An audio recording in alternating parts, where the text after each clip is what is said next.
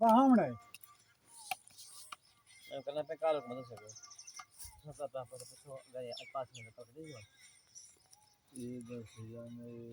आज में मेरे पोजीशन परसों आप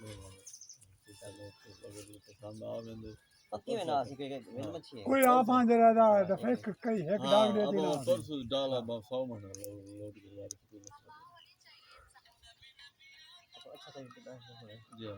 बाकी निकाल के ओके मां तू उठी मेरा पोते चोंडे जो कोई धक्का दे ठीक है या बाकी ना आगा हाई से दई बाण पोसी दू एक मान का नहीं निकल पोसी आगा मैं चार